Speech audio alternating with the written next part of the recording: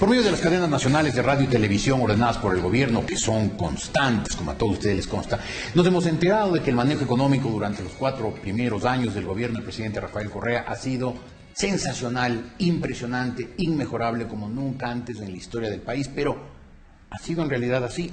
Hay otras versiones. Concretamente, hay un balance de los primeros 4 años del gobierno del presidente Rafael Correa, transformaciones, logros y pendientes efectuado por la Cámara de Industrias y Producción, cuyo vicepresidente ejecutivo, el economista Bernardo Acosta, está esta mañana con nosotros. ¿Cómo está, economista? Buenos días. Buenos días, Jorge. Encantado de estar aquí. Muchas gracias por la invitación.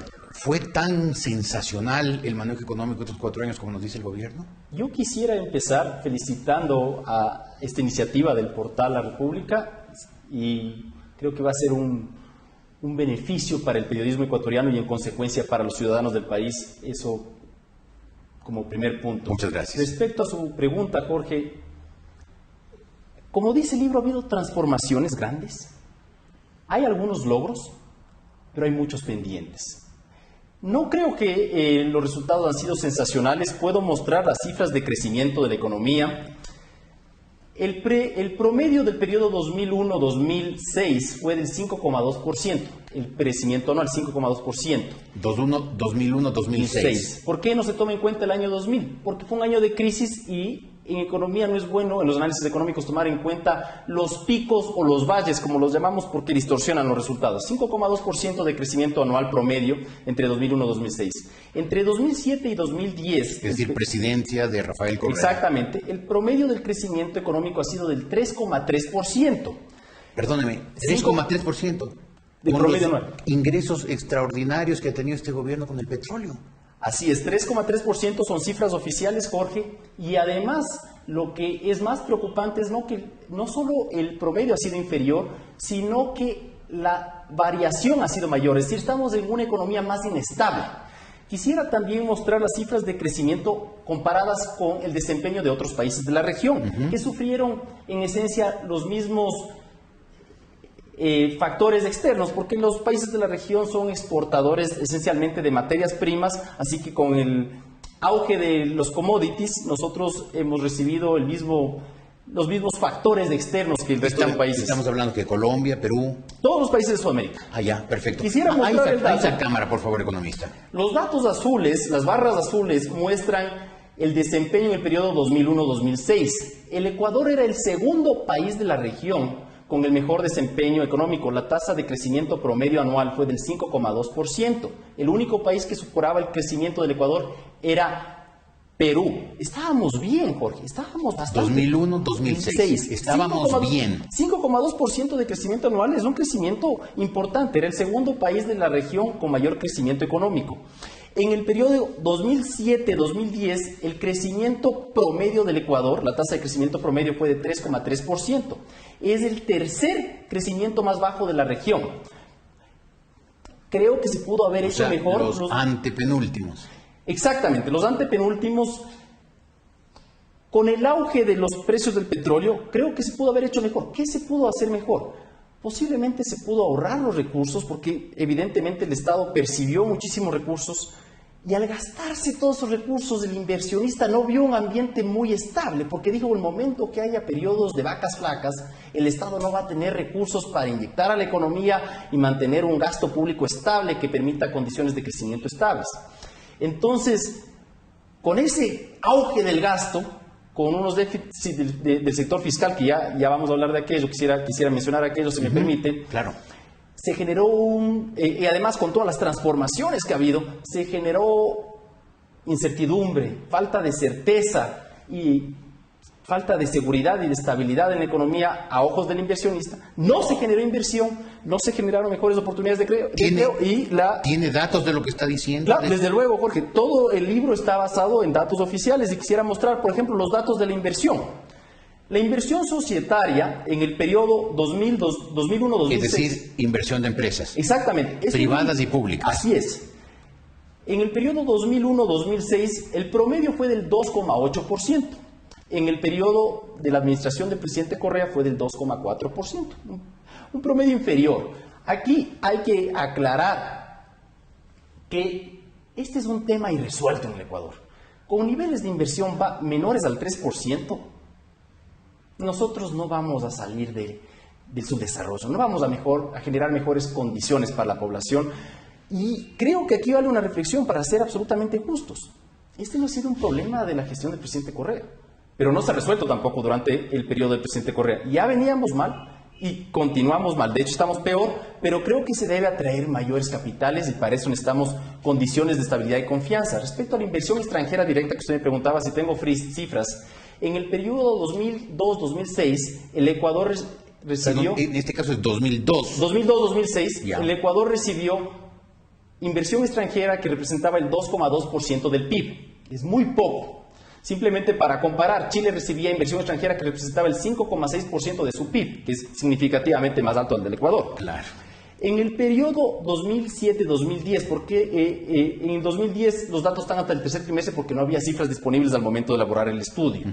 El Ecuador recibió inversión extranjera correspondiente al 0,8% del PIB. Es el segundo país con menor inversión extranjera directa de la región. ¿Quién es el? ¿Cuál es el Venezuela está a la cola. O sea, Venezuela y Ecuador en la cola. Así es. Y solo para poner los datos, para citar algunas cifras.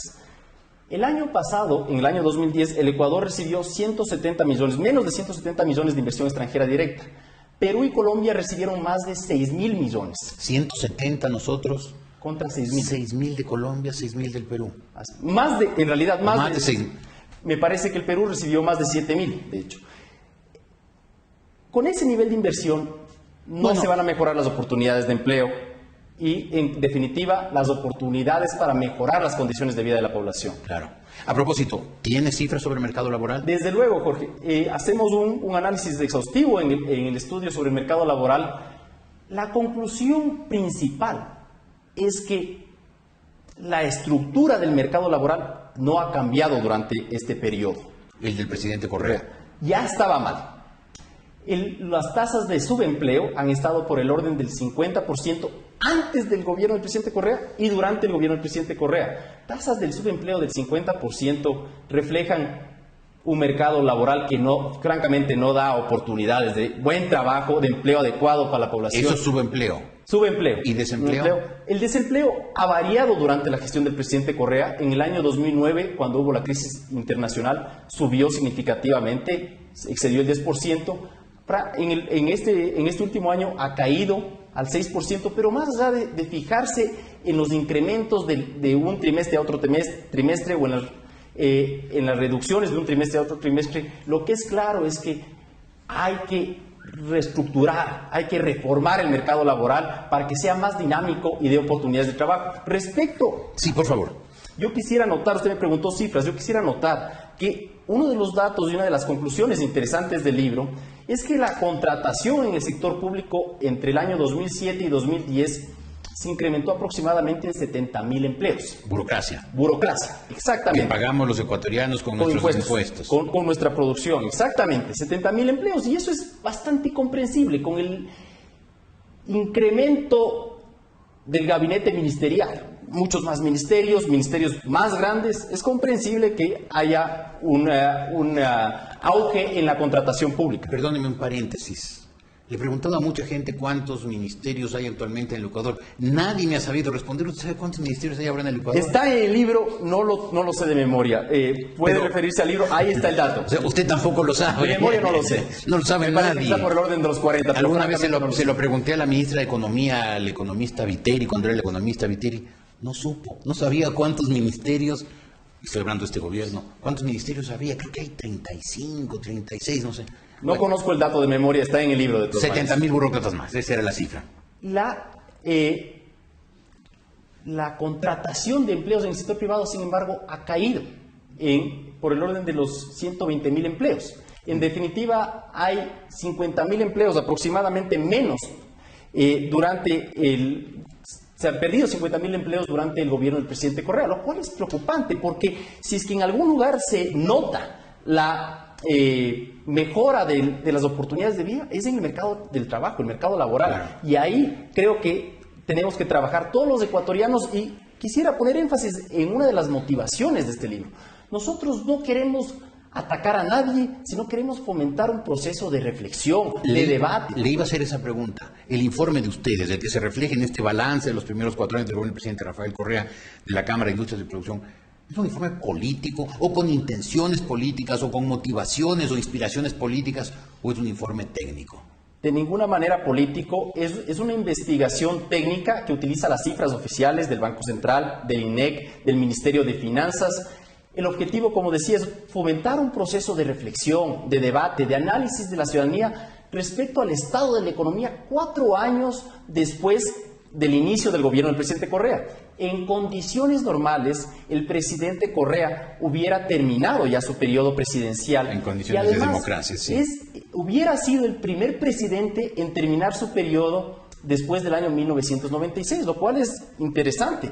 Entonces, consideramos que era oportuno reflexionar respecto al estado de la economía 4 años después de la gestión del presidente Correa, y ese es el objetivo, buscar un proceso de reflexión. Nosotros lo que hacemos es poner los datos, como he manifestado hoy durante esta entrevista, en el libro, en distintas gráficos, cuadros, etcétera, hacer reflexiones muy pequeñas respecto a los resultados de esos gráficos, de estos mercados, distintos sectores de la economía, y darle elementos de juicio a la ciudadanía de manera que pueda entender cómo se encuentra la economía en el presente y hacer un proceso de reflexión. Gracias, economista Acosta. Quería hablar también de 2 temas más, pero ¿por qué no lo dejamos para hacerlo más adelante en otra entrevista? Porque creo que al público le interesa mucho, porque es importante oír la otra versión la que viene no desde el gobierno, sino del sector privado sobre el desempeño de la economía en estos 4 años en que el gobierno, el Estado ecuatoriano, ha tenido ingresos por los altos precios del petróleo y por la tributación, como no ha tenido ningún otro gobierno en la historia ecuatoriana. Y creo que es importante reflexionar y conocer esos datos técnicos para que sepamos en qué rumbo está el Ecuador. Dejamos pendiente qué tal 2 temas: comercio exterior y cuentas fiscales. Con el mayor de los gustos, aquí estaré.